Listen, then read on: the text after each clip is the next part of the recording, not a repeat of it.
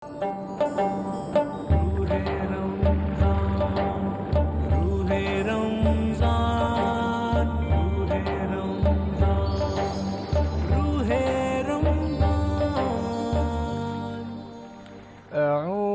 بالله من الشيطان الرجيم.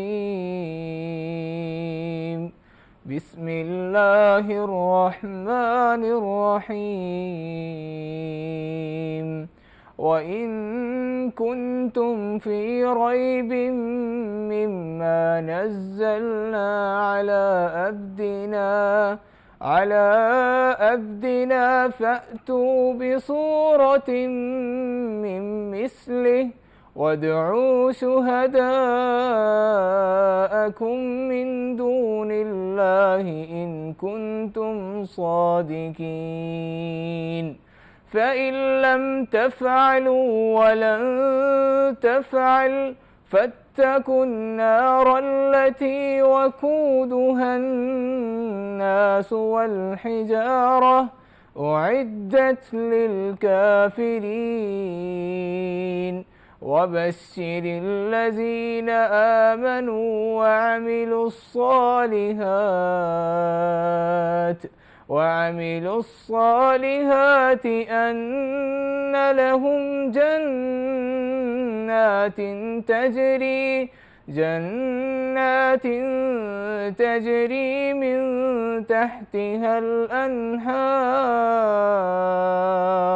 كلما رزقوا منها من ثمرة رزقا قالوا هذا الذي رزقنا من قبل وأتوا به متشابها ولهم فيها أزواج مطهرة وهم فيها خالدون. إن الله لا يستحي أن يضرب مثلا ما بعوزة فما فوقها فأما الذين آمنوا فيعلمون أنه الحق من ربهم وأما الذين كفروا فيقولون ماذا أراد الله بهذا مثلا يضل به كثيرا ويهدي به كثيرا وما يضل به إلا الفاسقين. صدق اللہ العظیم. جزاک اللہ. سبحان اللہ. السلام علیکم. روح رمضان کی جو ٹرانسمیشن ہے آپ سب لوگوں کو اس میں خوش آمدید کہتے ہیں اور میں ہوں آپ کی میزبان منیبہ آصف. بہت ہی عمدہ انداز میں حافظ حنزلہ ہمارے ساتھ موجود ہیں. انہوں نے قرآن مجید کی تلاوت مبارکہ فرمائی ہے. جناب آج 13واں روزہ ہے اور خاص طور پر رمضان کا یہ دوسرا جمعہ بھی گزرنے والا ہے. تو رمضان کا مہینہ ہمیں کیا سکھانے آتا ہے؟ ہمیں ایک تو عبادت سکھانے آتا ہے، دوسرا سخاوت کا یہ مہینہ جس کو کہا جاتا ہے. مگر جیسے ہی یہ آتا ہے نا تو بازاروں میں، گلیوں میں، مساجد اور چوراہوں پر ایک بھکاریوں کا سیلاب امڑ آتا ہے. یہ وہ وقت ہے جب ہم دل کھول کر خیرات کرتے ہیں. مگر سوال یہ ہے کہ ہمارا دیا ہوا صدقہ مستحق تک پہنچ بھی رہا ہے یا نہیں پہنچ رہا؟ کیونکہ خیرات دینا نیکی تو ہے، مگر کیا یہ بھی نیکی ہے کہ ہم اپنی محنت کی کمائی ایسے ہاتھوں میں تھما دیں جو اسے دھندا بنا چکے ہوں؟ کیونکہ گداگری ایک پیچیدہ مسئلہ بنتی جا رہی ہے جس کے دو پہلو ہیں. ایک طرف وہ لوگ ہیں جو واقعی محتاج ہیں اور دوسری طرف وہ لوگ ہیں جو محض کاہلی، اپنی عادت اور مفاد پرستی کے باعث جو ہے وہ گداگری کو اپنا ایک پیشہ بنا چکے ہیں. جو ہاتھ محنت کے قابل تھے وہ بھی مانگنے کے عادی ہو گئے ہیں. اور بدقسمتی یہ ہے کہ ہم اس فرق کو دیکھنے کی زحمت بھی نہیں کرتے ہیں. ملک میں اس وقت گداگر مافیا ایک منظم کاروبار کی صورت اختیار کر چکا ہے. بڑے شہروں کا آپ رخ کرتے ہیں نا، بالخصوص لاہور، کراچی، اسلام آباد، یہاں پر سیزنل بھکاری آ کر اپنے ڈیرے ڈال دیتے ہیں اور صدقات اور خیرات کا ناجائز فائدہ بھی اٹھاتے ہیں۔ حیرت یہ ہے کہ ہم میں سے اکثر یہ سوچ کر نہ چپ رہتے ہیں کہ چلو اللہ کا بندہ ہے، اللہ اجر دے گا۔ یہ محض سخاوت کا معاملہ نہیں ہے، بلکہ احساس ذمہ داری کا بھی معاملہ ہے، کیونکہ ضروری ہے کہ ہم اپنی خیرات وہاں پہنچائیں جہاں اس کی سب سے زیادہ ضرورت ہے۔ آپ غور سے دیکھیں تو سفید پوش ہر جگہ موجود ہوتے ہیں۔ ہمیں لگتا ہے کہ شاید سفید پوش خود چل کر ہمارے پاس آئے گا، ہمارے ارد گرد کوئی بھی موجود نہیں ہوتا، ورنہ آپ غور کریں نا تو آپ کو نظر آئے گا وہ جو سخت گرمی میں آپ کے گھر پانی پہنچاتا ہے نا، وہ سفید پوش ہے۔ بینک کے باہر آپ کھڑے ہوئے سیکیورٹی گارڈ کو دیکھیں گے نا، وہ بھی سفید پوش میں آتے ہیں۔ جو عورت ہمارے گھروں میں آ کے جو کام کرتی ہیں، جو برتن دھوتی ہیں، جو بوڑھا سڑک کنارے آپ کو سبزی بیچتا ہوا نظر آئے گا، جو نوجوان اس وقت ڈیلیوری بوائے جو بائک پر روزے کی حالت میں ڈیلیوری کر رہے ہوتے ہیں، جو ورک شاپ پہ گریس میں لت پت کھڑا 12 سال کا بچہ جو چوک پر دھوپ میں جوتے پالش کر رہا ہے نا، یہ سب سفید پوش ہیں۔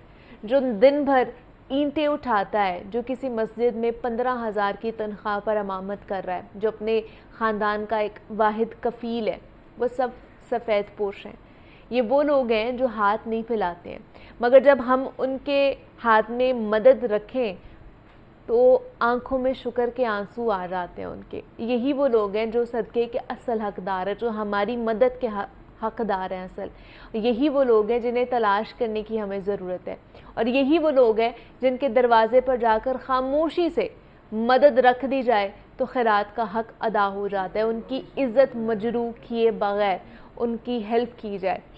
اور ایسے لوگوں کو ڈھونڈنا چاہیے، کیونکہ قرآن مجید میں لکھا ہوا ہے کہ آپ ان سفید پوشوں تک پہنچے، آپ کا یہ حق بنتا ہے کیونکہ آپ نے دینا ہے۔ لیکن اگر جس کو آپ دے رہے ہیں وہ اس کیٹیگری میں نہیں آتا ہے، اگر اس کو لگتا ہی نہیں ہے اور وہ حقدار ہی نہیں ہے نا، تو آپ کی وہ نیکی بھی کام نہیں آئے گی۔ تو اس لیے بہت زیادہ ضروری ہے کہ اگر آپ نے صدقہ دینا ہے، خیرات دینی ہے، زکوٰۃ دینی ہے، تو حقدار تک وہ پہنچنی چاہیے، اپنی ذمہ داری آپ نے اچھے طریقے سے نبھانی ہے۔ تو یہ تو آج کا ہمارا پیغام ہو گیا۔ ہمارے ساتھ دعا فاطمہ کے ایم بھی موجود ہیں، نعت سننی ہے ہم نے ان سے، تو ان کی طرف چلتے ہیں۔ جی دعا۔ حضور میری تو ساری غلام حشر میں جب سید الورا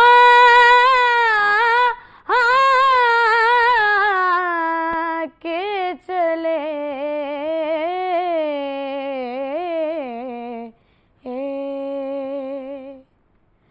غلام حشر میں جب وہیں پہ تھم گئی ایک بار گردش دورا، وہیں پہ تھم گئی ایک بار گردش دوران، جہاں بھی تذکرے سلطان انبیاء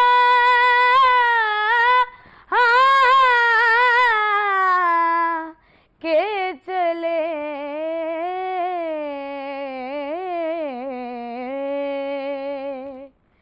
غلام حشر میں جب سید الورا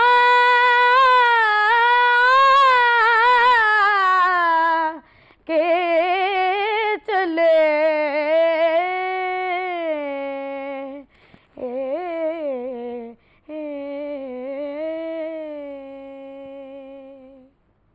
کیا بات ہے، ماشاءاللہ سبحان اللہ، بہت ہی خوبصورت دعا آپ نے پڑھی ہے۔ بہت شکریہ دعا آپ کا، بہت شکریہ حنزلہ آپ کا کہ آپ دونوں یہاں پر آئے اور ہماری ٹرانسمیشن کا حصہ بنے۔ بریک لیتے ہیں، یہاں پہ ملتے ہیں اس بریک کے بعد۔ روح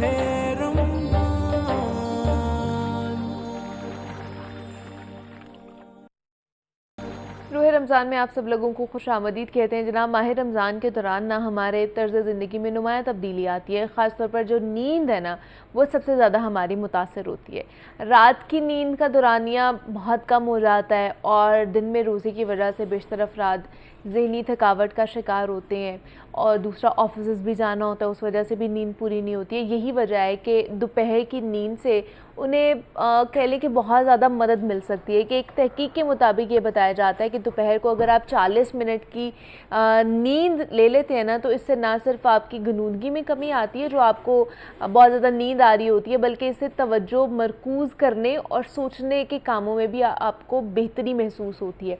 अब सवाल ये है कि जनाब, दोपहर में सोना चाहिए या नहीं सोना चाहिए? जो कलूला का एक कॉन्सेप्ट है वो करना चाहिए, नहीं करना चाहिए। दूसरा, नींद हमारी कितनी इंपॉर्टेंट है और आजकल क्योंकि नींद थोड़ी सी डिस्टर्ब है तो उसकी वजह से किस तरह के कह लें कि मेंटल स्ट्रेसर्स का हम शिकार हो सकते हैं, उसको किस तरह कोप अप किया जा सकता है, उस पर आज हम बात करते हैं। उस पर बात करने के लिए हमारे साथ डॉक्टर बिस्मा एजाज स्टूडियोज़ में मौजूद हैं और जो कि क्लिनिकल साइकोलॉजिस्ट हैं, तो उनसे बात करते हैं। डॉक्टर बिस्मा, आपको खुश आमदीद कहते हैं। रोज़े रमज़ान की ट्रांसमिशन में कैसी हैं आप? ठीक है, thank you so much Muniba, मैं बिल्कुल ठीक हूँ अल्हम्दुलिल्लाह। डॉक्टर बिस्मा, आजकल सब आपको भी पता है, सब इससे ना शिकार हुए हुए हैं, ख़ास तौर पर कि नींद की जो है ना कमी है और वो टूट टूट के सोना। ऑब्वियसली कि रमज़ान के लिए उठना है, सहरी के लिए उठना है, तो वो नींद का जो दौरानी है ना, वो पूरा नहीं हो पा रहा। तो क्या करें? इसकी वजह से चिड़चिड़ापन भी हो रहा है, लोगों में गुस्सा भी बहुत ज़्यादा आ रहा है, एक वो कह लें कि उकताहट सी जो है ना फीलिंग आ रही होती है। तो क्या करें उसके लिए? अच्छा, नींद जो है वो तो वैसे ही मेरा ख्याल है सबका बहुत बेहतरीन मशगला होता है। कुछ ना करने को मिल रहा हो तो लोग कहते हैं कि बस सो जाए। कुछ तकलीफ है, कोई टेंशन है, तो बस उसका भी इलाज है, सो जाओ। तो हमें तो रूटीन में आदत है इस चीज़ की कि बस हमने एक साइकोलॉजिकली ना ये चीज़ सोच ली हुई है कि हर चीज़ का इलाज जो है ना, that is a good sleep और लॉन्ग स्लीप। ओके, वीकेंड भी आ रहा है तो बस सो के गुजारना है। ट्रू, अब जहाँ तक बात है रमज़ान के महीने की, तो ये बाबरकत महीना, तो ये तो वैसे ही हमें बहुत सारी सेक्रीफाइसेस सिखाता है। जी। तो इसमें अगर हम अपनी नींद को थोड़ा सा सेक्रीफाइस कर देते हैं तो मेरा ख्याल है it's not a bad deal. Sleep deprivation जो है उसके ज़ाहिर नुकसानात तो होते ही हैं, लेकिन ये स्लीप डेप्रीवेशन जो रमज़ान के महीने में है, that is not a chronic sleep deprivation. वो तो थोड़े दिनों की बात है। के लिए, हाँ जी। और वैसे भी मेरा ख्याल है मुनीबा, जो इंसान की का एक नेचर होती है ना, ह्यूमन साइकी है और एक फितरत है कि हम बहुत जल्दी चीज़ों के साथ अडेप्ट करना सीख जाते हैं। रमज़ान का महीना स्पेसिफिकली जब साल में आता है तो हम बहुत एक्साइटेड भी होते हैं, लेकिन पहले 3-4 दिन हमें एडजस्ट होने में लगते हैं, बिकॉज़ हम सहरी के वक्त उठने के आदी नहीं होते। माशाल्लाह बहुत से लोग हैं जो नमाज भी नहीं पढ़ते फजर की, तो इस वजह से उनको बहुत मुश्किल लगता है उठना। और रात को हम लेट नाइट वैसे ही सोने के आदी होते हैं, तो रमज़ान के महीने में हमने एक पैटर्न बना लिया होता है कि हमने अब सहरी तक जागना है और फिर उसके बाद सोना है। Exactly. अगर आप ये पैटर्न फॉलो करेंगे तो डेफिनेटली स्लीप डिप्राइव्ड होंगे, लेकिन अगर आप अपनी रूटीन ऐसी सेट कर लेते हैं कि आप अफ्तारी के बाद रेगुलर जो अपना एक पैटर्न है लिविंग का वो रखें, जिसमें आप वॉक करते हैं, आप उसके बाद रात को मिडनाइट तक जागने की बजाय रात को 10-11 बजे तक भी सो जाते हैं, तो आपको कम अज़ कम भी 4-4.5 घंटे जो हैं वो सहरी तक टाइम मिल जाता है सोने का, और बहुत अच्छा डीप स्लीप में आप जाते हैं। उसके बाद आप सहरी के लिए उठते हैं, 1-1.5 घंटा आपका उसमें लगता है। उसके बाद दोबारा आप सोते हैं, तो काम पे जाने वाले लोग स्पेसिफिकली उनके लिए उनको मज़ीद 2-2.5 कम अज़ कम घंटे मिल जाते हैं। सो ये ऑन एवरेज 6 आवर्स स्लीप आपको मिल रही है। वो और बात है पैटर्न ये कि टूट के मिल रही है। हाँ। अभी आप बात कर रहे थे पावर नैप की, रात कैलूला की, जिसको मैं जो हूँ वो पावर नैप कहती हूँ, और वो बहुत ही इफेक्टिव है। अच्छा, वो आप रमज़ान की बजाय क्या, आप पूरा साल जो है दोपहर को कम अज़ कम जो परफेक्ट पावर नैप होती है ना, उसका दौरानिया 20 से 30 मिनट तक होता है। अच्छा, 20 से 45 मिनट्स तो बहुत ही अच्छा आप बता रहे हो। 20 मिनट्स का भी पावर नैप है तो वो बहुत इफेक्टिव है, और 30 मिनट्स है वो तो आपको बिल्कुल ऐसे फ्रेश कर देता है, लेकिन जैसे आप लॉन्ग स्लीप लेके उठे। वाओ, लेकिन उसके लिए तो डीप स्लीप आना भी बहुत ज़रूरी है ना, अगर आप पावर नैप भी ले रहे हैं। अगर हम अपनी थोड़ा सा जहन को फोकस करें ना कि हाँ हमने अपनी रूटीन को सेट करना है। ओके, क्योंकि हम अगर जहन पे परेशानियां लेके बैठेंगे ना, या हम अपनी जहन को सोचों का आदी बना देंगे, तो फिर हम ना रात को सो सकेंगे, ना सहरी के बाद सो सकेंगे, और ना पावर नैप ले सकेंगे। तो रमज़ान का महीना मुझे तो लगता है हमें डिसिप्लिन करने के लिए आता है, और बहुत अच्छे तरीके से डिसिप्लिन करता है अगर हम उसके लिए तैयार हों तो। اچھا دوسرا ویسے بھی اگر رمضان کے مہینے سے ہٹ کے اگر بات کر لی جائے سلیپ ڈپرائیو کی، تو سلیپ سائیکل کا پرابلم ہے بہت سے لوگوں کو ہمارے یہاں پہ، کہ کچھ لوگوں کو انسومنیا ہے، کچھ لوگوں کو ڈیپ سلیپ نہیں آتی ہے، کچھ لوگوں کو اور پرابلمز ہے جس کی وجہ سے نیند کا دورانیہ بہت کم ہو گیا ہے. اب مجھے یہ بتائیے کہ اب جیسے اسٹڈیز کچھ یہ کہتی ہیں کہ اگر آپ اچھے طریقے سے ڈیپ سلیپ نہیں لیں گے تو آپ کے کچھ ایسے نیورونز ہیں، کچھ ایسے برین سیلز ہیں جو کہ خراب ہونا شروع ہو جاتے ہیں، ڈسٹروائے ہونا شروع ہو جاتے ہیں. واقعی ایسا ہے؟ بالکل ہے. ایک چیز ہے جس کو ہم پرائمری موٹیوز کہتے ہیں سائیکولوجیکل ٹرمز میں. پرائمری موٹیوز ایسی چیز ہے جو انسان کی سروائیول کے لیے، بقا کے لیے، زندہ رہنے کے لیے، زندگی کو اچھا بنانے کے لیے سب سے زیادہ ضروری ہے. اس میں obviously top of the list جو ہے وہ آپ کی ہنگر اور تھرسٹ آتی ہے، یعنی آپ کو بھوک اور پیاس لگتی ہے، آپ کھاتے پیتے ہیں تو آپ زندہ رہتے ہیں اور اچھی زندگی گزارتے ہیں. سلیپ بھی ایک پرائمری موٹیو ہے. اب آپ اس کو کمپیریزن کر لو کہ جتنی آپ کے لیے خوراک، کھانا اور پینا وہ آپ کی زندگی کے لیے ضروری ہے، اتنا ہی سلیپ ضروری ہے. اور آن ایوریج 7 to 8 hours ایک ایوریج سلیپ ٹائم ہے جو آپ دن میں لیں، اور کنٹینیوس سلیپ ہے. 7-8 hours کا مطلب یہ نہیں کہ 4 گھنٹے رات کو سوئے، 4 گھنٹے دن میں سوئے. کنٹینیوس سلیپ کا پیٹرن جو ہے وہ 6 to 7 hours جو ہے وہ ریسرچ پروو کرتی ہے کہ that is a good average slip, جس سے آپ کی باڈی جو ہے بہت اچھے طریقے سے فنکشننگ کرتی ہے. اب ہم سلیپ ڈپرائیوڈ اس لیے ہوتے ہیں کیونکہ ہم اپنے ساتھ خود زیادتی کر رہے ہوتے ہیں. ہم موبائل کے عادی ہیں، ہم نے رات کو سونا ہے تو ہمارا یہ فکسیشن ہے کہ ہم نے اپنی بیڈ ٹائم میں موبائل کا استعمال کرنا ہے، یا بیڈ ٹائم میں ہم نے اپنے بیڈ روم میں ٹی وی دیکھنا ہے. I strongly condemn this thing, اور میں اس کے خلاف ہوتی ہوں. میرے پاس اگر کلائنٹس آتے بھی ہیں سلیپ ڈیپریویشن کے ساتھ تو میں کہتی ہوں بیڈ روم میں سے ٹی وی پہلے نکال دیں باہر. کہتے ہیں یہ کیسے ہو سکتا ہے، ہم نے تو پورا اس کا جو ہے ریک بنایا ہے اور ہم نے یہ کیا، ہم نے وہ کیا. بیڈ روم میں ٹی وی نہیں ہونا چاہیے. اچھا چلے ٹی وی نہ ہو تو فون تو ہے نا، آپ ٹی وی تو نکالیں نا. آپ ٹی وی کا سیکریفائز کریں، آپ فون کا بھی پھر سکھائیں گے ان کو. فون کا یہ ہوتا ہے کہ سونا اگر آپ نے سیٹ کیا ہوا اپنا ٹائم کہ میں نے 11 بجے رات کو سونا ہے، 10 بجے تک آپ نے اپنی جو بھی روٹین ہے وہ کرنی ہے. 10 o'clock سے لے کے 11 o'clock تک you should be away from any kind of gadget, you should be away from any kind of social media and everything. Because جتنا رات کے وقت آپ اس چیز کا استعمال کریں گے اتنے آپ کے نیورونس یعنی برین سیلز جو ہے وہ ایکٹیو ہوتے ہیں، اور پھر آپ کو سونے میں مشکل ہوگی. اچھا. اور اگر سلیپ ڈپرائیوڈ رہیں گے تو ڈیفینیٹلی برین سیلز جو ہے ان کی ہیلتھ پہ اثر پڑتا ہے، وہ ڈیکمپوز ہونا شروع ہو جاتے ہیں. اور لانگ ٹرم جو اس کے سائیڈ افیکٹس ہیں اس میں جسمانی بہت سی بیماریاں جو ہیں، جیسے دل کے امراض ہیں، ڈائبٹیز ہو سکتی ہے، لانگ ٹرم سٹریس کی وجہ سے جو اسٹمک السرز ہو سکتے ہیں.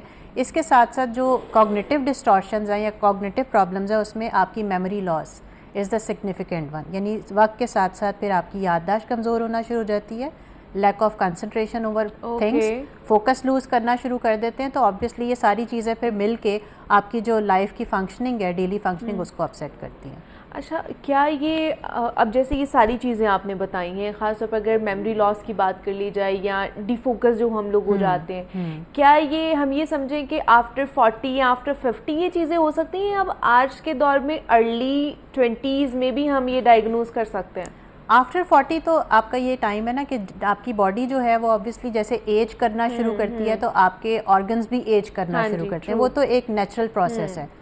اس کو بھی آپ ڈفرینٹ ایکسرسائزز سے اپنی ہیلتھ کو بہتر کر سکتے ہیں. جہاں تک بات ہے ہمارے ٹین ایجرس کی اور 20s یا 30s میں جو لوگ ہیں وہ ہم سے زیادہ بری صحت میں ہے اس وقت. کیونکہ ہمارا جو ان کے ساتھ ایج کا ڈفرینس ہے اس میں ہم اس ایکسپوئر میں اب آ کے انگیج ہوئے ہیں جس میں وہ بہت ینگ ایج سے ایکسپوزڈ ہیں.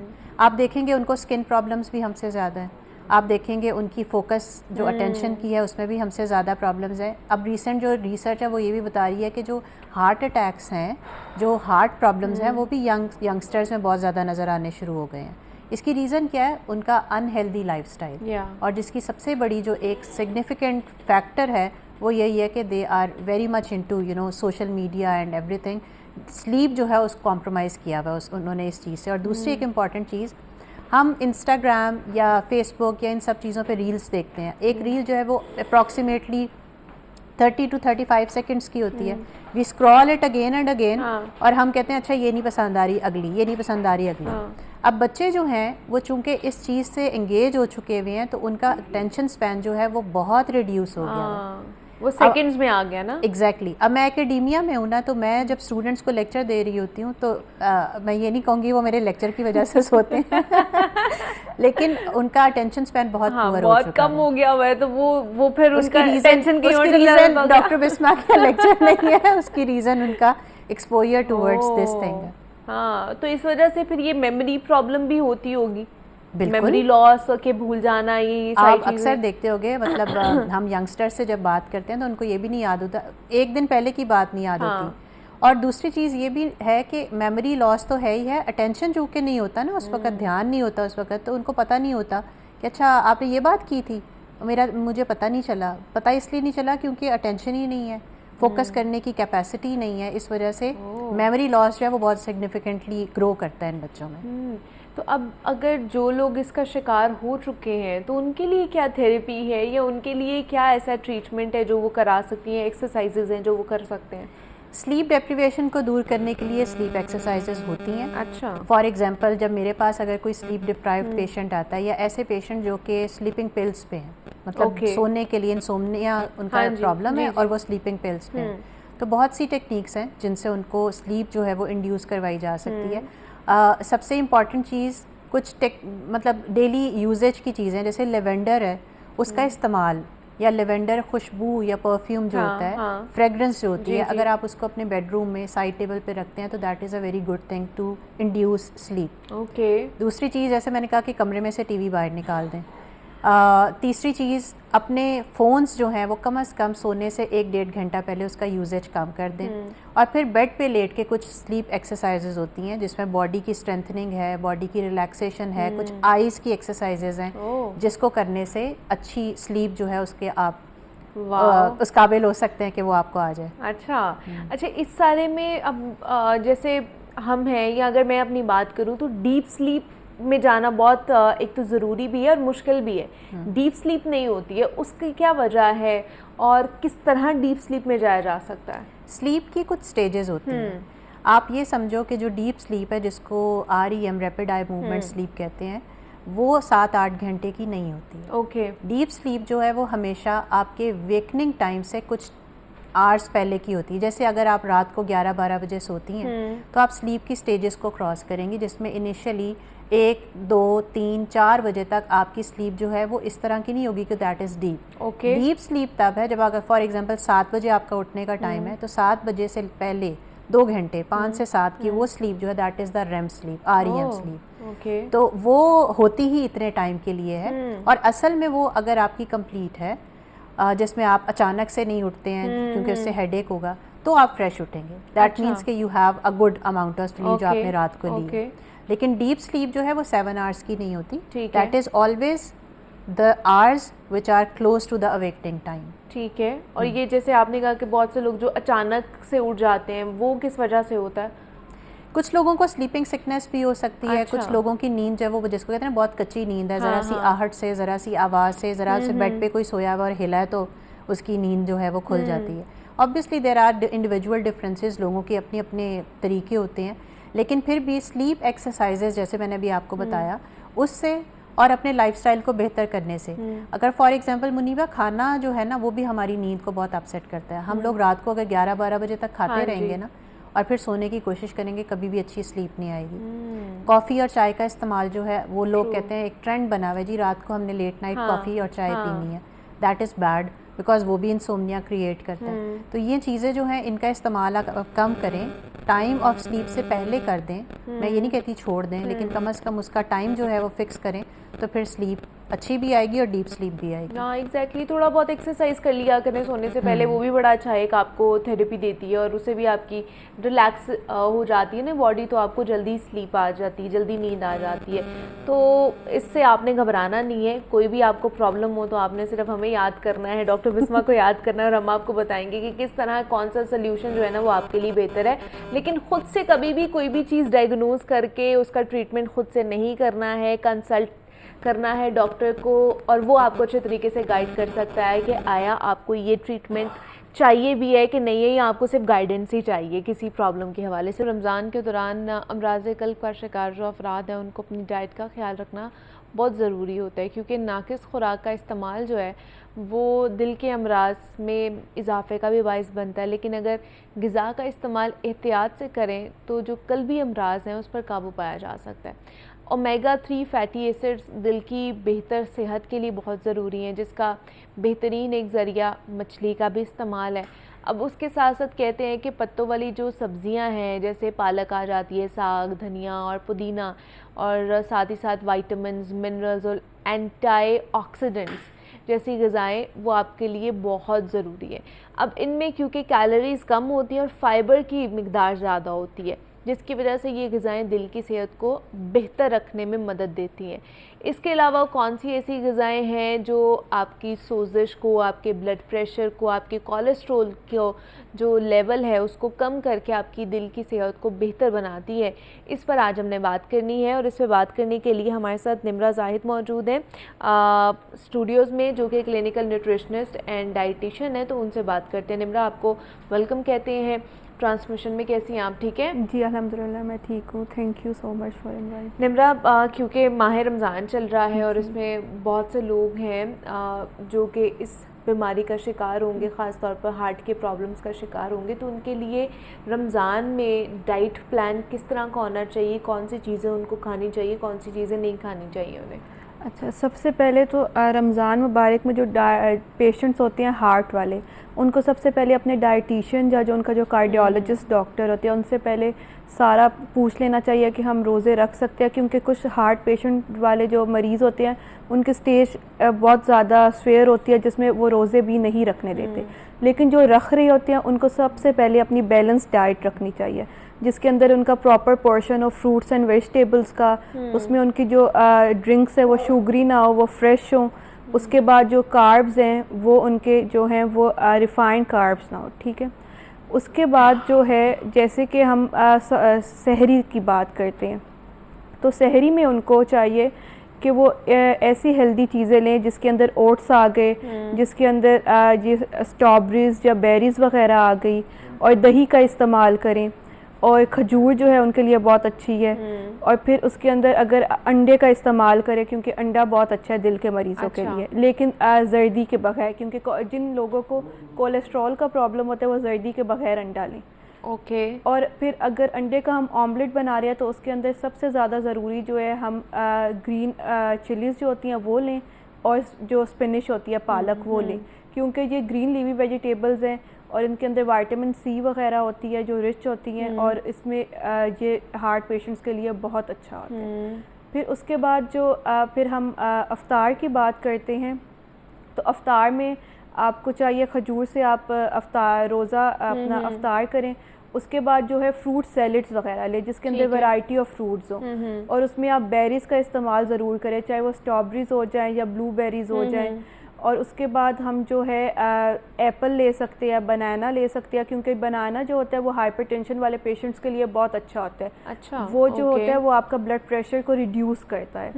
اس کے بعد پھر اس کے اندر ہم جو نٹس یا سیڈس لے سکتے ہیں، سیڈس آپ کو پتہ ہے اومیگا 3 کے اندر بہت زیادہ ان کے رچ ہوتے ہیں، اس میں ہم جیسے فلیکس سیڈس اور چیا سیڈس، جیسے چیا سیڈس جتنے چھوٹے ہیں لیکن ان کا جو کام ہے وہ بہت زیادہ ہے اور صحت کے لیے وہ بہت اچھے ہیں، تو چیا سیڈز آپ اپنے جوس کے اندر بھی اسپرنکل کر سکتے ہیں، اپنے فروٹ سیلڈس کے اندر بھی کر سکتے ہیں، آپ اپنا پانی کے اندر بھی چیا سیڈز اس کو اوور نائٹ سوک کر کے ہارٹ پیشنٹس لے سکتے ہیں، جی پی سکتے ہیں۔ اور جو فرائیڈ آئٹمس ہیں ان سے تو انہوں نے وہ بالکل ایوائڈ کرنے ہیں، جو ہارٹ پیشنٹ ہوتی ہیں ان کو ہم یہی ریکمینڈ کرتے ہیں یا وہ گرلڈ چیزیں لیں یا وہ بیک چیزیں لیں۔ اوکے۔ تو جو پکوڑا وغیرہ یا فرائیڈ رول اور سموسا کچھ ہارٹ پیشنٹس کا بہت دل کرتا ہے، تو اگر ان کا دل بھی کرتا ہے تو ان کو آپ گرل کر دیں ہلکے سے آلیو آئل میں یا فلیکس سیڈز آئل میں، کیونکہ یہی دو آئلس جو ہیں ان لوگوں کے لیے بہت اچھے ہیں۔ اور آپ جو ہے والنٹس کا استعمال بہت زیادہ کریں، کیونکہ والنٹس جو ہیں وہ رچ ان اومیگا 3 ہیں، اور جو یہ ہمارے کولیسٹرول لیولز کو بھی کم کرتے ہیں، اور وہ اسٹڈی میں یہ بتا رہے تھے کہ جو والنٹس ہوتے ہیں وہ آپ کا جو ہارٹ ڈیزیز، جتنی بھی ہارٹ ڈیزیز ہوتی ہیں وہ 22% جو ہوتی ہیں وہ ان کا رسک جو ہوتا ہے وہ کم کر دیتی ہیں۔ اس کے بعد اگر کچھ لوگ جیسے ہوتے ہیں وہ افطار میں کھانا پسند کرتے ہیں, باقی چیزیں لینا نہیں پسند کرتے, تو ان کو بھی یہی چاہیے کہ آپ اپنی ایک جو سفید آٹے کی روٹی ہوتی ہے اس کے ساتھ کوئی ایسا جو بھی کڑی بنی ہوئی ہے یا کوئی کباب لے لیں جو آلیو آئل میں فرائیڈ ہو, یا سرسوں کا تیل بھی استعمال کر سکتے ہیں.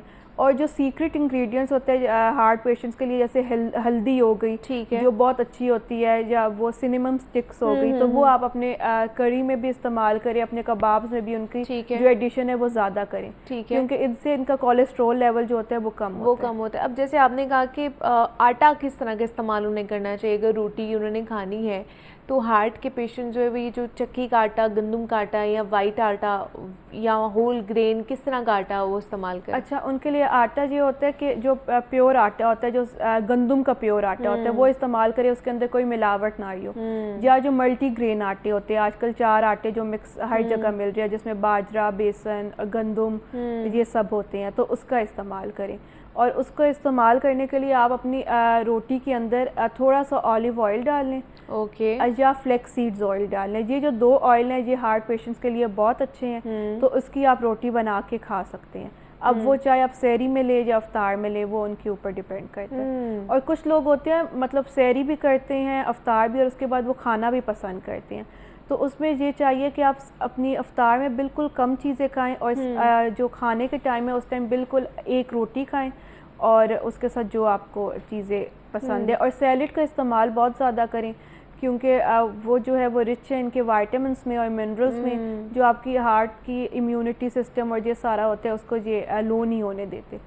اچھا, جیسے اب ہمارے یہاں پہ تو ہم سنتے ہیں نا کہ اومیگا 3 اگر آپ نے لینا ہے وہ صحت کے لیے بڑا اچھا ہے, خاص طور پہ ہارٹ ہیلتھ کے لیے بڑا اچھا ہے, تو ہمارے دماغ میں صرف مچھلی آتی ہے کہ شاید اسی سے ہمیں مل رہا ہوتا ہے.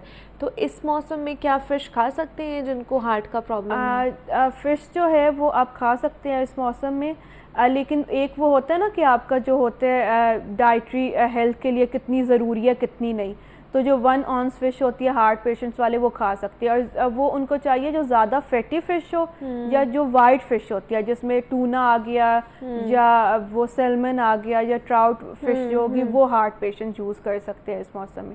اور اومیگا 3 کے اور بھی بہت زیادہ ہمیں صرف فش لگتی ہے, اس میں آلیوز آ گئے, آلیو آئل ہو گیا, پھر والنٹس, نٹس ہو گئے, پمکن سیڈز ہو گئے, سن فلاور سیڈز وغیرہ, فلیکس سیڈز, چیا سیڈز, اور باقی جو فروٹس ہیں جس میں اسٹرابریز جو ہیں وہ بھی اومیگا 3 اور وائٹامن سی میں رچ ہوتی ہیں. اچھا جی ٹھیک ہے, وہ ان سارے سورسز سے بھی اپنا فیٹی ایسڈز خاص طور پر اومیگا 3 جو ہے نا اس کو پورا کر سکتے ہیں.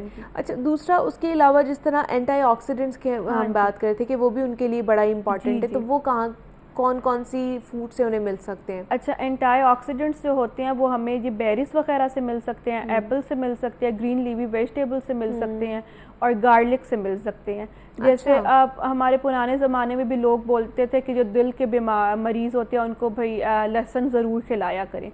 تو کچھ لوگ جو ہیں وہ ان کو چاہیے جن کا بہت زیادہ سویئر کنڈیشن ہو جاتی ہے, ہارٹ اسٹروک ہونے لگ جاتا ہے, جو ہارٹ اٹیک سے ابھی گزرے ہوتے ہیں, تو ان کو چاہیے اپنا بیفور بریکفاسٹ جو ہے, جیسے بیفور سحور جو ہے, آپ لوگ 1 کلو گارلک کا لے لیں اور اس کو پانی کے ساتھ آپ نے لینا ہے.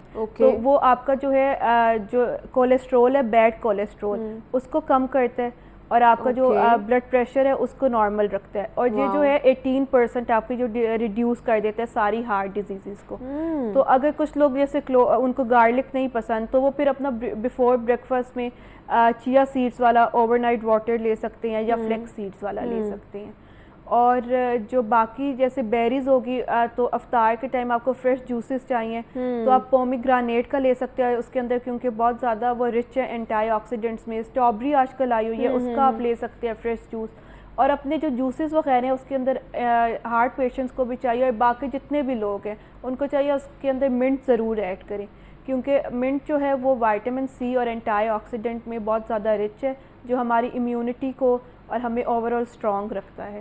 اور باقی جتنی بھی ہمیں جو جیسے ہم لیزی ہونے لگ جاتے ہیں تو اس سے ہم پھر منٹ سے فریش رہتے ہیں. کہ اپنے آپ کو دینے کا استعمال آپ اچھا کریں, وہ آپ کو ایک ریفریشنگ سی فیلنگ بھی دیتا ہے, اور وہ آپ کی ہارٹ ہیلتھ کے لیے بھی بڑا اچھا ہے. سبز پتوں والی جو سبزیاں ہیں وہ ایون دو کہ بیلنس ڈائٹ اگر لیں گے تو وہ ان کے لیے بہتر ہی ہوگی. بیلنس ڈائٹ میں اور لین پروٹین ضرور لیں, چکن کا استعمال اور وائٹ جو چکن ہوتے ہیں اور فش وغیرہ, مطلب ریڈ میٹ ہارٹ پیشنٹس والوں کے لیے تو بہت نہیں کھانا چاہیے, مٹن یا بیف وغیرہ, بیف نہیں لینا چاہیے.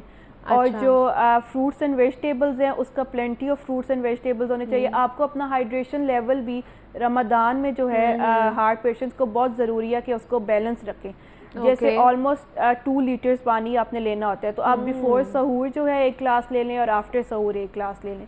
اس کے بعد افطار میں بھی 1 گلاس آپ جوس لے رہے ہیں یا پانی لے رہے ہیں. اور افطار کے بعد جب تک آپ سوتے نہیں ہیں اس ٹائم ہر 1 آور کے بعد آپ کو اپنا پانی کی جو ہے 1 گلاس لینا چاہیے, یا تھوڑا تھوڑا پانی پیتے جائے تاکہ آپ کا ہائیڈریشن لیول جو ہے وہ ٹھیک رہے. کیونکہ اگر آپ کا ہائیڈریشن لیول نہیں ٹھیک رہے گا تو آپ کو رمضان کے اندر ہارٹ فٹیگ اور لیتھارجک اور یہ ساری چیزیں ہو سکتی ہے. اچھا, کیا یہ ان کو زیادہ کافی یا چائے اس کا استعمال کرنا چاہیے جن کو ہارٹ پرابلم ہے؟ ان کو کافی اور چائے کا استعمال کم کرنا چاہیے. اس کے اگر ہم دیکھیں آلٹرنیٹیو میں دیکھیں تو آپ کو گرین ٹی کا ہارٹ پیشنٹس والوں کو استعمال کرنا چاہیے, کیونکہ گرین ٹی جو ہے وہ آپ کے ہارٹ پیشنٹس والوں کے لیے بہت اچھی ہے. اس کے اندر آپ جو کولیسٹرول لیولز ہوتے ہیں, جو اسٹروک کا ہمیں ہونے کا ڈر ہوتا ہے, وہ اس کے ریڈیوس کر دیتی ہے رسک وغیرہ. اور گرین ٹی کے اندر اگر آپ الائچی ڈال لیں اور سونف ڈال لیں اور پودینہ, تو یہ ہارٹ پیشنٹس والوں کے لیے, اور جنجر بھی, تو یہ بہت زیادہ اچھا ہے.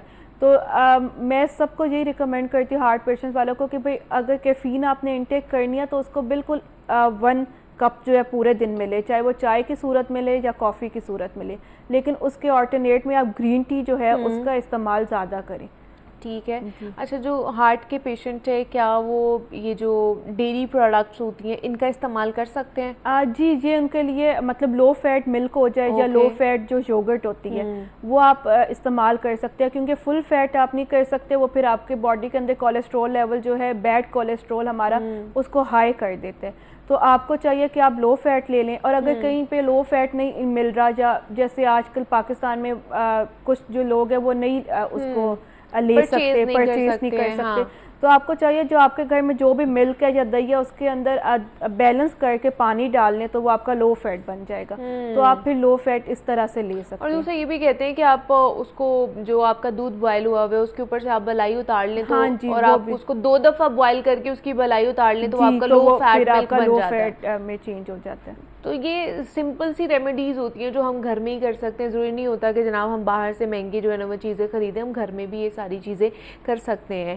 اچھا, دوسرا یہ بتائیں کہ یہ تو ہم نے پتہ کر لیا ہے کہ ڈیری پروڈکٹس انہوں نے کھانی ہے کہ نہیں. اب ڈیری میں جیسے چیز وغیرہ بھی آ جاتی ہے, باقی چیزیں بھی آ جاتی ہیں, تو ان کا بھی استعمال کر سکتے ہیں کہ نہیں کر سکتے ہیں؟ اچھا, کچھ چیز جیسے آپ نے دیکھا ہوگا آج کل جو ہے ہماری ینگ جنریشن میں بھی ہارٹ اٹیک اور ہارٹ ڈیزیزز بہت زیادہ ہو رہی ہیں.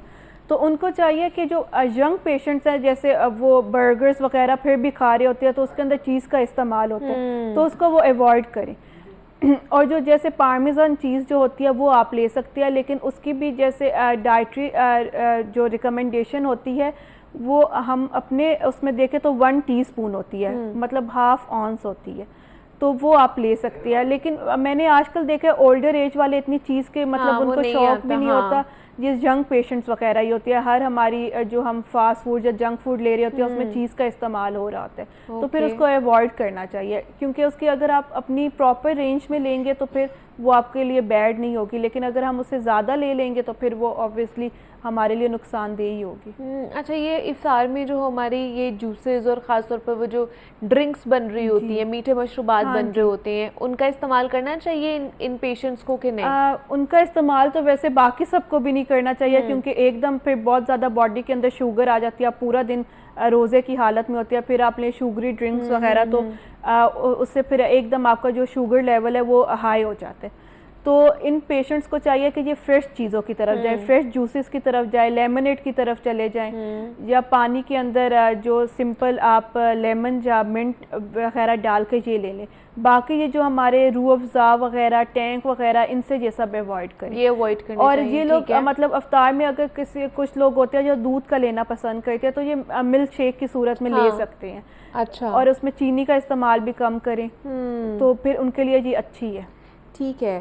اور کیا نمرا ان لوگوں کو خاص طور پہ جن کو دل کا پرابلم ہوتا ہے، کیا انہیں ایکسٹرا ملٹی وائٹامنز یا پھر سپلیمنٹس کا بھی استعمال کرنا چاہیے کہ نہیں؟ جی کچھ لوگ ہوتے ہیں ان کو ڈاکٹرز یا ڈائٹیشین وغیرہ ہم خود ہی ریکمینڈ کر سکتے ہیں اومیگا 3 کے سپلیمنٹس، یا جو ہارٹ ہیلدی سپلیمنٹس ہوتے ہیں، جو ہیلدی اومیگاز ہوتی ہیں، جس میں وہ والے ہم سپلیمنٹس ان کو ریکمینڈ کر دیتے ہیں. لیکن وہ ان کی ہارٹ ہیلتھ کے اوپر ہم دیتے ہیں کہ ان کا ہارٹ کتنے % کام کر رہا ہے، ان کو کتنی مطلب سپلیمنٹس کی ایک دن میں کتنی ڈوزیج ضرورت ہے، اس پہ ہم دیتے ہیں. اچھا، اب اومیگا 3 کے خاص طور پر جو سپلیمنٹس آتے ہیں جن کو عام حرف عام میں فش آئل کہتے ہیں، ٹھیک ہے، فش آئل کیپسولز کہتے ہیں، کیا ان کا استعمال کرنا چاہیے کہ نہیں کرنا چاہیے؟ وہ کر سکتے ہیں یہ لوگ، کیونکہ یہ ان کے لیے اچھی ہے. اگر آپ کو مطلب فور سپوز کچھ لوگ ہوتے ہیں جو فش کا استعمال نہیں کر رہے ہوتے ڈیلی لائف میں، تو پھر وہ اس کے آلٹرنیو میں سپلیمنٹس اگر لے لے تو ان کے اندر وہ اومیگا 3 جا رہی ہوتی ہے. کیونکہ ہمارے پاکستان میں ایسے بہت کم سورسز ہوتے ہیں اومیگا 3 کے، یا لوگوں کو پتہ ہی نہیں ہوتا کہ یہ بھی اومیگا 3 کا سورس ہے، تو پھر وہ سپلیمنٹس کی طرف جاتے ہیں. اور کچھ لوگ ہوتے ہیں مطلب وہ نیچرل ڈائٹ کے چھوڑ کے سپلیمنٹس کی طرف جانا زیادہ وہ سمجھتے ہیں. مطلب آپ اس کا بھی انٹیک کر سکتے ہیں اگر آپ کو لگ رہا ہے کہ آپ کی ڈائٹ اس طرح اچھی نہیں ہے کہ جہاں سے آپ کو اومیگا 3 فیٹی ایسڈز مل رہے ہیں. تو یہ سارا معاملہ تھا خاص طور پر جو کہ ہارٹ پیشنٹ ہیں، انہوں نے اپنی ڈائٹری موڈیفیکیشن کس طرح کرنی ہے اکارڈنگ ٹو دی رمضان. تو اس پہ ہم نے بات کی. نمرا ہمارے ساتھ موجود تھی. نمرا، تھینک یو سو مچ کہ آپ یہاں پر آئی، ہماری ٹرانسمیشن کا حصہ بنی. یہاں پہ بریک لینی ہے، افطاری کرتے ہیں اور اس کے بعد پھر دوبارہ سے ملتے ہیں.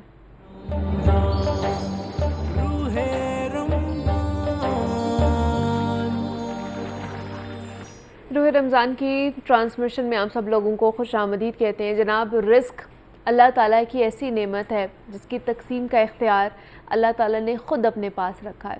اللہ تعالیٰ بعض لوگوں کو کشادہ اور وسیع رزق عطا کرتا ہے اور بعض لوگوں کے رزق میں تنگی فرما دیتا ہے.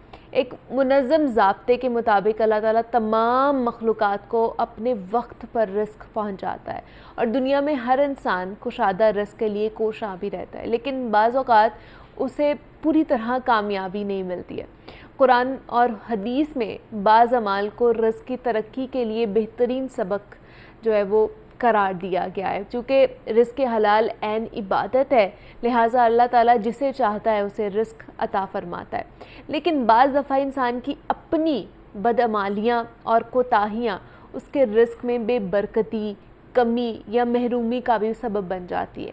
آج کم و بیش ہر آدمی رزق میں بے برکتی کی شکایت کر رہا ہوتا ہے، معاشرے میں تنگی کا رونا رو رہا ہوتا ہے، لیکن ان اعمال کو اختیار نہیں کرتا جو رزق میں کشادگی اور فراوانی کا باعث بنتے ہیں. رزق میں کشادگی کا سبب بننے والے اعمال میں سے سب سے اہم عمل جو ہے نا وہ گناہوں کو چھوڑنا ہے. اسی حوالے سے ہم مزید بات کریں گے کہ کون سے ایسے اعمال ہیں جو رزق میں اضافے کا باعث بنتے ہیں اور کون سے ایسے اعمال ہیں جو رزق میں کمی کا باعث بھی بنتے ہیں. تو اس پہ بات کرنے کے لیے ہمارے ساتھ مولانا فدا الرحمان حیدری صاحب موجود ہیں. ان سے بات کرتے ہیں اور ان سے جانتے ہیں کہ کس طرح ہم اپنے رزق میں اضافہ کر سکتے ہیں اور ان سے جانتے ہیں کہ رزق حلال کی اہمیت کیا ہے، فضیلت کیا ہے. اور فدا الرحمان صاحب، آپ کو خوش آمدید کہتے ہیں ٹرانسمیشن میں. فدا الرحمان صاحب، رزق حلال کے حوالے سے ہم نے بات کرنا ہے. کہتے ہیں کہ رزق حلال بھی ایک عبادت کے زمرے میں آتی ہے. کیوں اس کو رزق حلال کو عین عبادت کیوں کہا جاتا ہے؟ بسم اللہ الرحمن الرحیم. ان الحمد للہ والصلاة والسلام علی من لا نبی بعد. قال اللہ عز وجل فی کتاب المجید والبرہان الرشید یا ایہا الناس کلوا مما فی الارض حلالا طیبا واشکروا نعمت اللہ ان کنتم ایاہ تعبدون. بہت بہت شکریہ یادآوری کا. آج بھی ہمیشہ کی طرح اہم موضوع کا انتخاب کیا گیا ہے رزق حلال کے حوالے سے. آپ کا سوال کہ رزق حلال کمانے کو عین عبادت کیوں کہا جاتا ہے، میں اس کا ایک تحقیقی جواب دینا چاہوں گا کہ احادیث میں کوئی ایسی حدیث صراحت سے نہیں ملتی کہ جس میں رزق حلال کمانے کو عین عبادت قرار دیا گیا ہو۔ البتہ دیگر احادیث سے اس کی اہمیت اور اس کی افادیت، اس کی فضیلت وہ ہمیں ملتی ہے۔ اور پھر اگر عقلی طور پر اس کی توجیہ کی جائے تو وہ یوں ہے کہ جب میں حلال کماؤں گا تو اس حلال کمانے کے نتیجے میں میرا کھانا، میرا پینا، میرا اوڑھنا بچھونا سب کچھ جو ہے وہ حلال کے مطابق ہوگا تو عبادت بن جائے گا۔ باقی عین عبادت کے حوالے سے صراحت اور وضاحت سے کوئی حدیث نہیں ملتی۔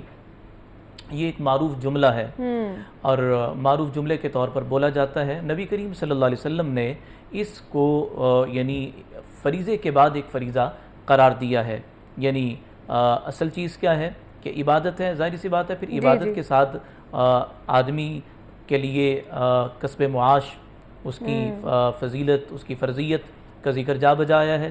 جو میں نے سورہ بقرہ کی آیت پیش کی، یا ایھا الذین آمنوا کلوا من طیبات ما رزقناکم واشکروا للہ ان کنتم ایاہ تعبدون، ایمان والو، یا ایھا الذین آمنوا کلوا من طیبات، پاکیزہ کھاؤ جو رزق ہم نے تمہیں دیا ہے، اللہ کا شکر ادا کرو اور اسی کی تم عبادت کرو، ان کنتم ایاہ تعبدون۔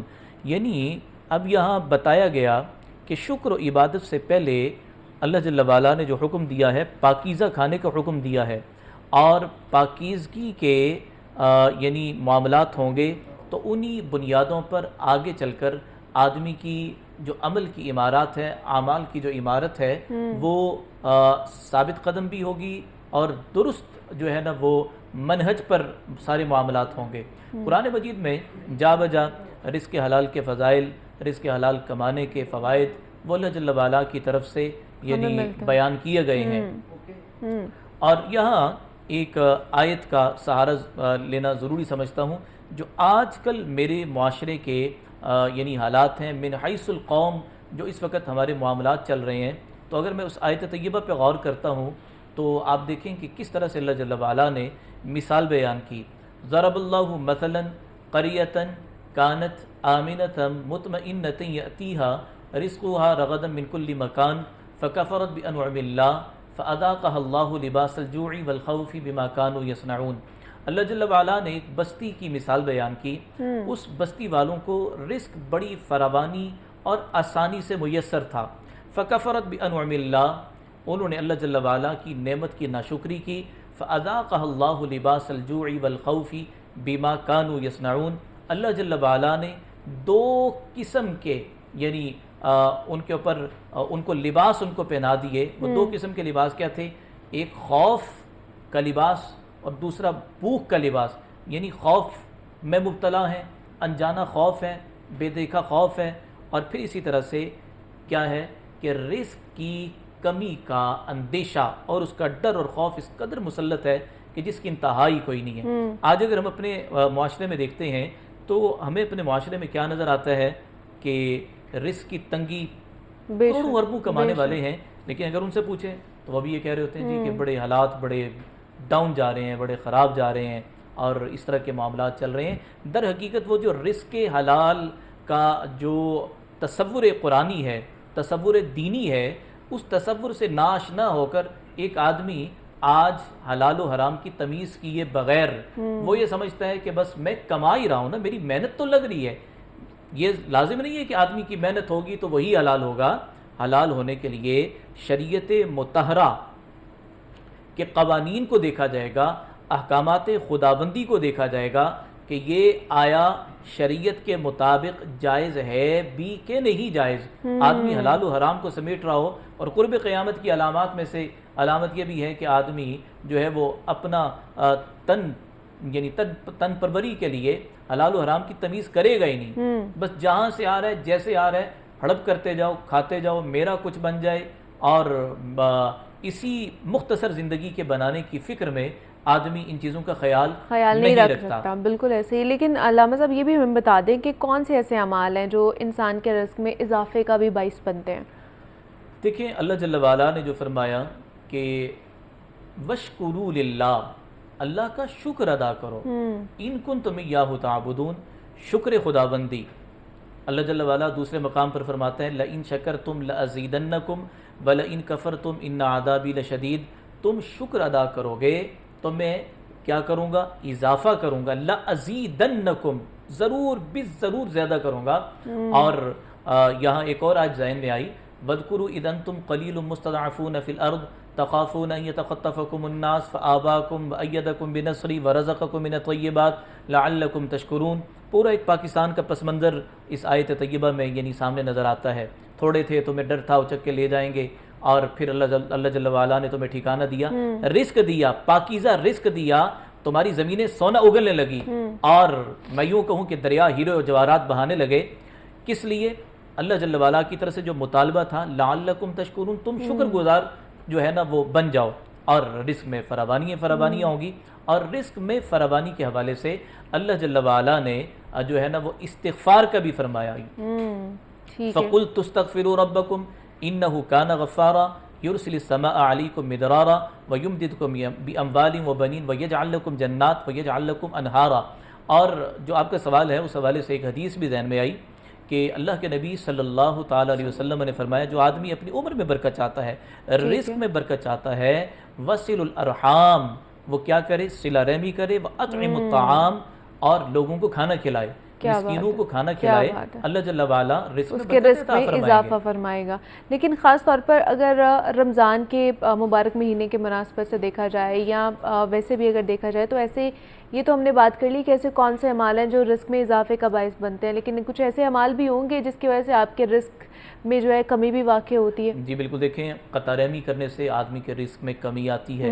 پھر اسی طرح سے ملاوٹ کرنے سے اور دھوکہ دہی, یہ ساری وہ چیزیں ہیں کہ جس سے رزق میں کمی آتی ہے. بالخصوص وہ چیزیں جو اللہ جل وعلا کی طرف سے حرام کردہ ہیں. اور قرآن مجید تو صاف لفظوں میں کہہ رہے ہیں کہ اللہ جل وعلا صدقات کو بڑھاتے ہیں, یعنی اس میں برکت عطا فرماتے ہیں.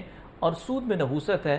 سود میں بظاہر وہ چیز نظر آ رہی ہوتی ہے کہ مال پھیل رہا ہے, پھول رہا ہے, لیکن در حقیقت وہ پھیل پھول رہا نہیں ہوتا, وہ کم ہو رہا ہوتا ہے. اس میں کوئی برکت نہیں ہوتی, کوئی لذت نہیں ہوتی.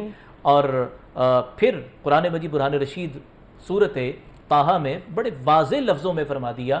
اور یوں سمجھیں کہ جو آپ کا سوال ہے اس حوالے سے سمندر کو کوزے میں بند کر دیا.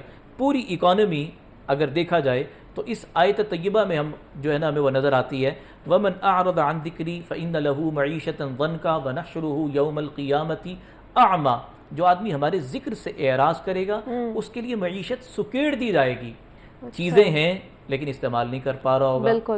اب دیکھیں صرف پیسے ہی کی بنیاد پر, بہت سارا پیسہ ہو لیکن مارکیٹ میں چیز نہیں ہے تو پیسہ کیا کرے گا؟ ٹھیک ہے, تو اس لیے رزق نام ہے جو ضرورت کی چیز ہو.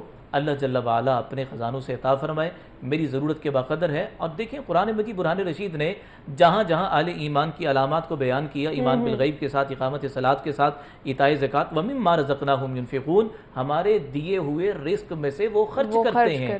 تو بنیادی طور پر جب ہم قطع رحمی کریں گے تو رزق میں کمی آئے گی. مہمان کے حوالے سے اگر اس کی ناقدری کریں گے تو رزق میں کمی آئے گی. اور پھر اسی طرح سے بے نمازی کے معاملات ہیں, نماز نہیں پڑھیں گے تو رزق میں کمی آئے گی. نمازوں کا اہتمام ہو, شریعت کے مطابق زندگی گزارنے کا اہتمام ہو. رب العالمین کا وعدہ ہے من عمل صالحا من ذکر او انثی وهو مؤمن فلنحیینہ حیاتا طیبہ. جو مرد اور عورت ایمان کی حالت میں نیک عمل کرے گا ہم اس کی زندگی کو گلے گلزار بنا دیں گے. فلنحیینہ حیاتا طیبہ. سبحان اللہ, سبحان اللہ. اور علامہ صاحب حضور پاک صلی اللہ علیہ وسلم کی زندگی میں سے کوئی ہمیں بتائیے کہ ان کی زندگی سے ہمیں کیا تعلیمات ملتی ہیں رزق حلال کے حوالے سے؟ نبی کریم صلی اللہ تعالیٰ علیہ وسلم نے دیکھیں رزق حلال کے حوالے سے آپ صلی اللہ علیہ وسلم تو یوں سمجھے نا کہ قرآن کی ایک عملی تصویر ہیں.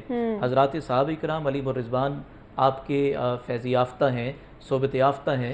اور نبی کریم صلی اللہ علیہ وسلم نے جو رزق حلال کے حوالے سے دیکھیں کہ جو آدمی لقمہ حرام لے گا اس کی دعائیں قبول نہیں ہوں گی. اور پھر اسی طرح سے کہ حرام رزق پر تو کوئی وعدے ہیں ہی نہیں ہیں بلکہ وہ الٹا پکڑ کا سبب بنیں گے. اس لیے نبی کریم صلی اللہ علیہ وسلم نے رزق حلال کا اہتمام فرمایا. اور نبی کریم صلی اللہ علیہ وسلم کی اگر حیات طیبہ کو دیکھیں تو آپ صلی اللہ علیہ وسلم اظہار نبوت سے قبل جو ہے وہ تجارت میں شریک ہوئے، اور پھر آپ نے سچے تاجر کی کتنی بڑی فضیلت بیان فرمائی کہ سچا تاجر قیامت کے دن میرے ساتھ یوں میرے ساتھ ہوگا. اور پھر قرآن مجید کی آیت ہے کہ اے ایمان والو یا ایھا الذین آمنوا لا تأکلوا اموالکم بینکم بالباطل، آپس میں ایک دوسرے کا مال باطل طریقے سے نہ کھاؤ، یعنی صحیح طریقہ ہونا چاہیے، جو تجارت کے شرعی اصول ہیں ان کو اپنایا جائے.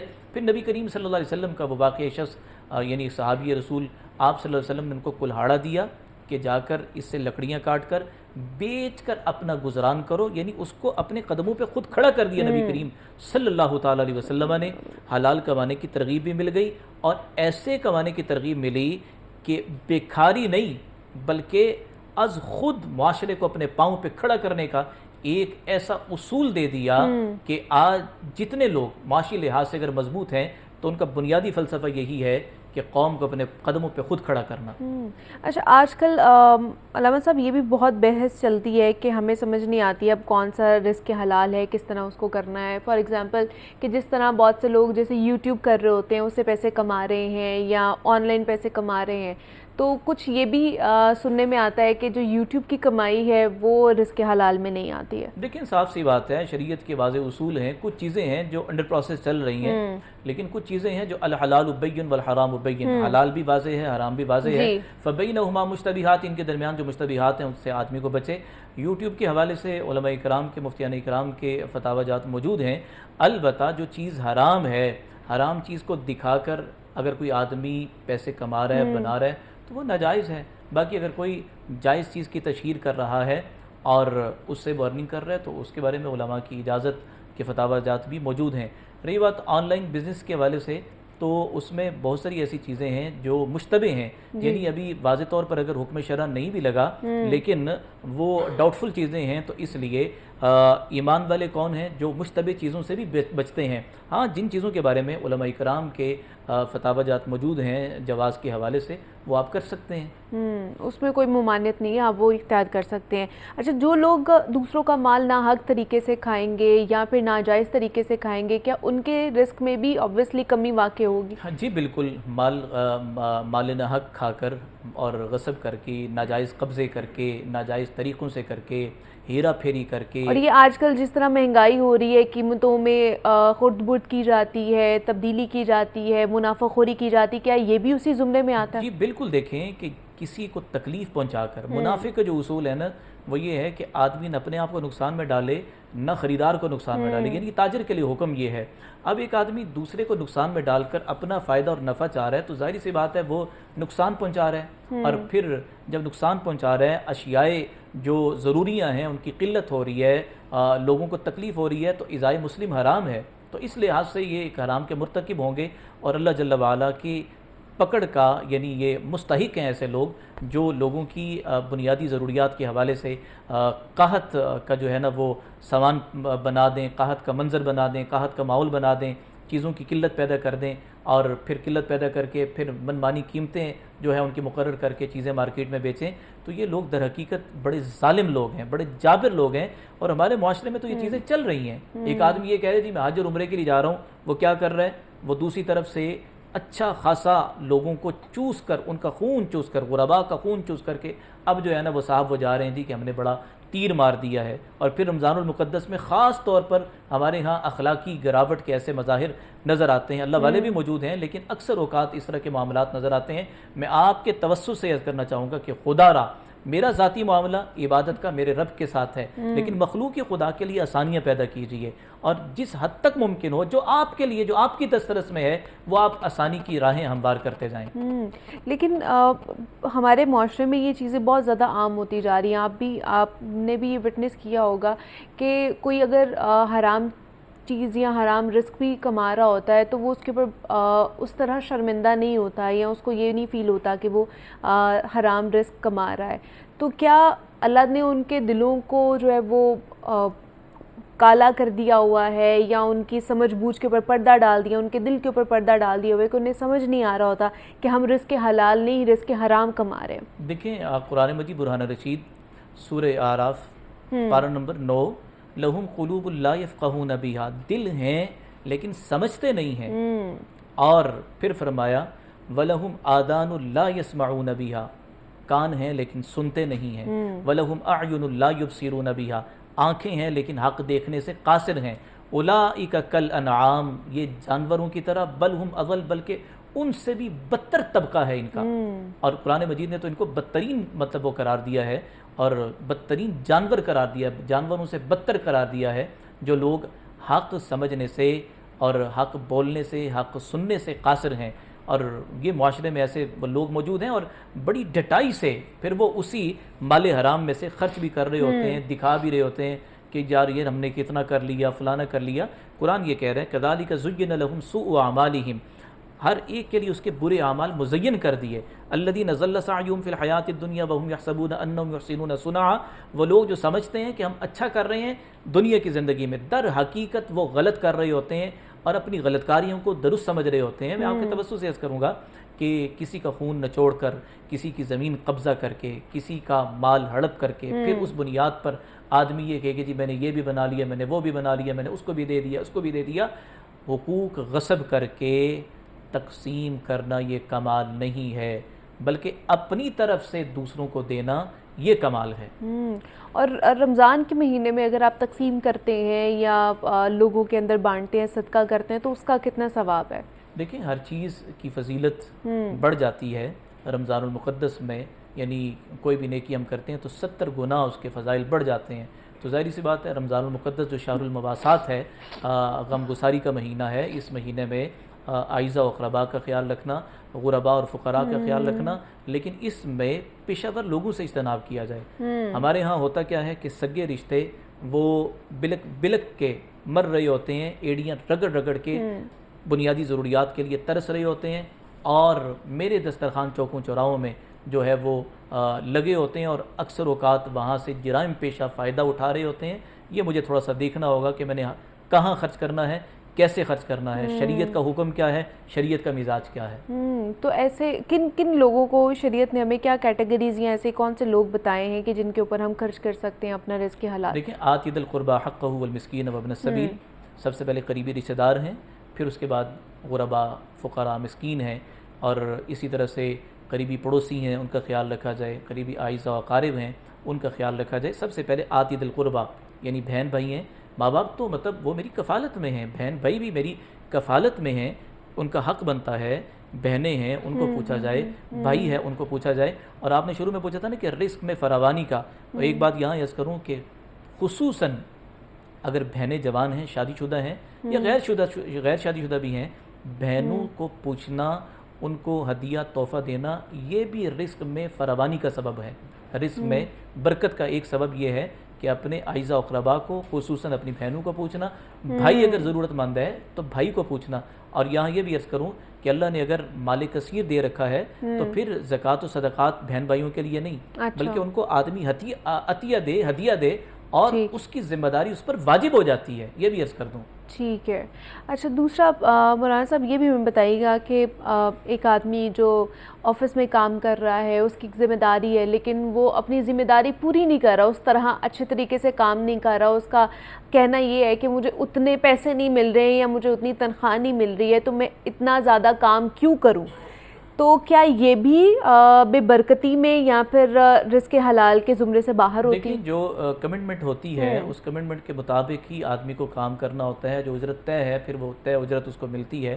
لیکن اگر کام زیادہ لیا جا رہا ہے اور اجرت معاہدے کے مطابق نہیں دی جا رہی تو یہ ظاہری سی بات ہے جو اجرت دینے والے ہیں وہ قصوروار ہیں، کیونکہ حدیث میں آتا ہے کہ مزدور کا پسینہ خشک ہونے سے پہلے ان کی اجرت ان کو دے دی جائے۔ اور دوسری بات یہ کہ جو کمٹمنٹ ہے کہ میں نے اتنے گھنٹے کام کرنا ہے یا اتنا کام کرنا ہے، اگر میں اس میں کیا کر رہا ہوں، خرد بدھ کر رہا ہوں، تو قرآن کہہ رہا ہے وَلَا تَنْقُصُ الْمِكْيَالَ وَالْمِيزَانَ، کہ ناپنے تولنے میں کمی نہ کرو۔ اب اس میں ناپنے تولنے میں ایک حصی طور پر یعنی ایک ہم فزیکل کسی چیز کو تولتے ہیں، اور دوسرا معنی مفسرین نے یہ کیا ہے کہ جتنا وقت کسی کو دیا ہے اتنا وقت پورا خرچ کرنا۔ اگر اس وقت میں آدمی ڈنڈی مار رہا ہے تو وہ ناپ تول میں کمی کا مرتکب ہوگا، اور ناپ تول میں کمی کے حوالے سے ہلاکت کا جو ہے نا ان کو کہا گیا کہ ان کے لیے ہلاکت ہے جو ناپ تول میں کمی کرتے ہیں۔ مطلب کہ وہ اگر اپنا پورا کام نہیں کر رہے ہیں تو وہ اسی زمرے میں آ جاتے ہیں۔ دوسرا مولانا صاحب یہ بھی ہمیں بتا دیں کہ جیسے آپ نے کہا کہ استغفار بھی بڑا ایک اچھا ذکر ہے جس سے آپ کے رزق میں اضافہ ہوتا ہے، اسی طرح اور کوئی ذکر و اذکار ہمیں بتائیں یا وظیفہ بتائیں جس طرح اللہ پاک کے 99 نام ہیں، کیا ان میں سے ایسی کوئی چیز ہے جو کہ ہم پڑھ سکتے ہیں؟ سورہ شورى پارہ نمبر 27 کی آیت ہے، اللہ لطیف بعبادہ یرزق من یشاء وہو القوی العزیز۔